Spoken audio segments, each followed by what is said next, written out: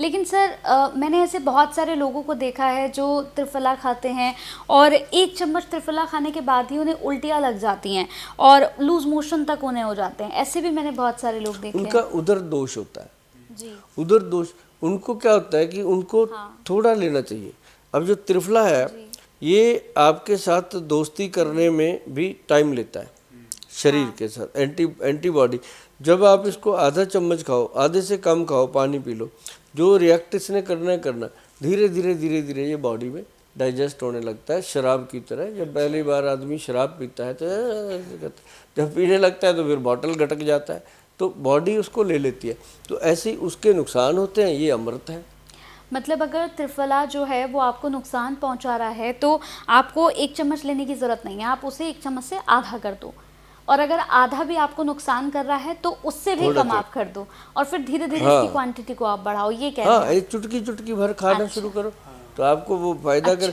और अगर आप खाना शुरू करोगे ना, जी, जो जी। 10 दिन वो यूज कर लेते हैं, उसके बाद जरूरत ही नहीं जी। पड़ती। मतलब पाइल्स अपने आप में ठीक होने वाला रोग है, जी। लोग बस बताते ही नहीं है। अच्छा। बताएं तो तुरंत ठीक होता है। क्या मिर्च खाने से पाइल्स होता है? अगर मिर्च हम ज़्यादा खाते हैं तो इससे पाइल्स होता है? मिर्च का परहेज करना पड़ता है, खाने से अच्छा। पाइल्स नहीं होता।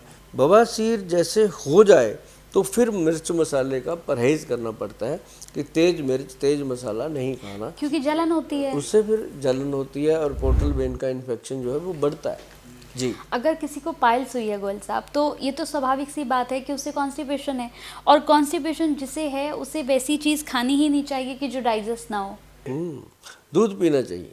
आपने कहा पाइल्स वालों को दूध पीना चाहिए दूध पीना या चाहिए। फिर चाय अब पीनी बीच में आप चाहिए? चाय की बात ना करो, अब दूध की बात अच्छा। करो। नहीं, चाय तो दूध से बनी है ना। हाँ, दूध अमृत है। चाय में कैफीन होता है, कैफीन में जब हम अमृत मिलाएंगे तो नुकसान होता है। पीते हैं सभी, हम भी पीते हैं भाई, क्या करें, दिन में एक बार, बचपन से आदतें पड़ गई हैं तो पीते हैं लोग। लेकिन अब महिलाएं जो हैं वो समझती हैं मेरी बात को कि उनको 4-5 बजे सिर में दर्द होता है अगर चाय ना मिले, इट मीन्स एडिक्शन है उसके अंदर। हाँ। लेकिन दूध ना मिले तो कुछ नहीं होता। जो लोग दूध पीते हैं रात को 1 गिलास, आदत है बुजुर्गों को, बड़ों को, तो उनको एक दिन ना मिले उनको नींद नहीं आती, तो वो भी तो एक एडिक्शन है।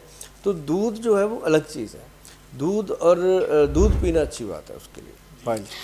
सर, आपके जो एक्सपर्टीज़ हैं वो तो नेचुरोपैथी है, और नेचुरोपैथी या आयुर्वेद दोनों में अगर सोने से 1 से 2 घंटे पहले अगर हम रात में गुनगुने दूध में थोड़ा सा घी मिलाकर, 1 चम्मच घी मिलाकर अगर पी लेते हैं तो क्या पेट साफ बहुत हो जाता है?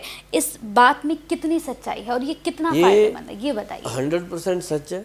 और फ़ायदेमंद तो ये इतनी है कि आप इसके फ़ायदे अगर गिनना शुरू करें तो कई दिन लग जाएंगे, कई एपिसोड नहीं, कई दिन लग जाएंगे, इसके इतने फ़ायदे हैं। क्योंकि ये आपके गट हेल्थ को नॉर्मल सॉफ्ट करता है और इंटेस्टाइन को। अब जैसे कोई मशीन है गड़ गड़ गड़ गड़ गड़ गड़ करती है, तो क्या करते हैं, उसको ऑयल देते हैं तो वो गर्र चलती है।